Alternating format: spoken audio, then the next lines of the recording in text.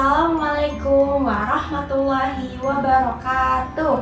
Halo semua, perkenalkan nama saya Nabila Dwi Nur Safitri, mahasiswi magister dengan jurusan Pendidikan Dasar di Universitas Muhammadiyah Profesor Dr. Hamka dengan nomor NIM 22090871112. Hari ini kita akan membahas topik yang menarik, yaitu analisis kualitas pendidikan di Indonesia. Dan dalam video ini kita akan membahas beberapa aspek penting tentang kualitas pendidikan di negara kita.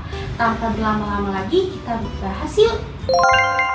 Pertama-tama, mari kita definisikan apa yang dimaksud dengan kualitas pendidikan. Kualitas pendidikan merujuk pada sejauh mana sistem pendidikan di negara tersebut mampu memberikan pendidikan yang berkualitas kepada siswa.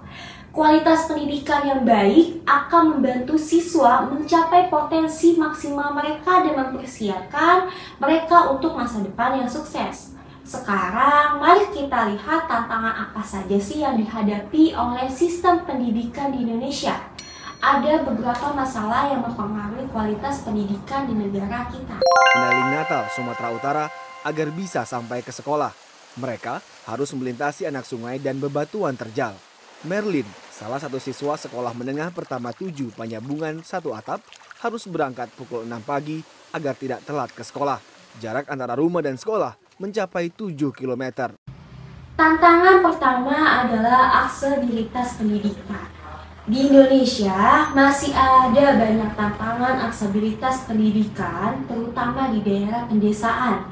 Jalan yang jauh dan kondisi infrastruktur yang buruk seringkali menjadi hambatan bagi anak-anak untuk mencapai sekolah.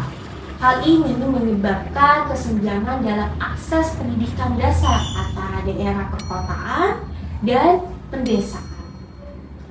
Lalu yang kedua adalah kondisi guru dan tenaga pendidik. Pendidik adalah unsur terdepan yang menentukan kemajuan sebuah bangsa. Kemampuan pendidik yang handal sangat menjamin peningkatan kualitas sumber daya manusia di suatu negara. Di Indonesia masih ada sejumlah faktor-faktor yang berdampak pada penurunan kualitas dan kinerja guru. Seperti masih kurangnya guru yang berkualitas dan terlatih dengan baik. Lalu perhatian yang minim dari pemerintah terhadap nasib guru yang sangat mempengaruhi kualitas dan kinerja guru. Hal ini karena ketika pemerintah tidak memperhatikan kehidupan para guru, maka kondisi ekonomi mereka juga akan tidak stabil. Dan hal ini tentu saja akan berdampak pada kualitas guru itu sendiri dan mempengaruhi kualitas pembelajaran di kelas. Tantangan ketiga adalah sarana dan prasarana. Sarana dan prasarana di Indonesia masih terdapat kekurangan infrastruktur pendidikan yang memadai, akses terbatas, kondisi bangunan yang buruk, kurangnya sumber daya, dan keterbatasan teknologi. Padahal, sarana dan prasarana merupakan faktor terpenting yang mempengaruhi kualitas pendidikan di Indonesia. Karena sarana dan prasarana pendidikan dapat membantu siswa belajar dengan baik. Harapan saya untuk sarana dan prasarana di seluruh wilayah Indonesia yaitu bisa tersedianya ruang kelas yang memadai, peralatan teknologi yang canggih, akses internet yang stabil, perpustakaan yang lengkap, laboratorium yang terpilih, serta fasilitas olahraga dan seni yang memadai. Sekarang, mari kita bahas upaya yang telah dilakukan untuk meningkatkan kualitas pendidikan di Indonesia. Salah satu upaya yang dilakukan adalah yang pertama, pemerintah terus memperkuat dan menghormati profesi pendidik sejajar dengan profesi lainnya yang sudah lama berkembang. Terlihat dari adanya Undang-Undang Nomor 14 Tahun 2005 tentang guru dan dosen.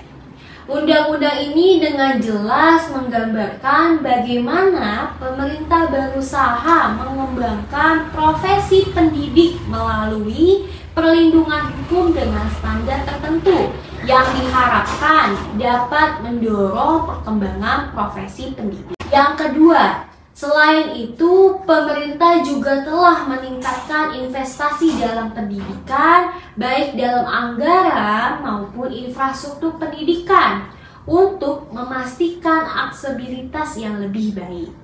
Yang ketiga, guru juga memberikan upaya dalam meningkatkan kualitas pembelajaran yang menyenangkan bagi para siswa.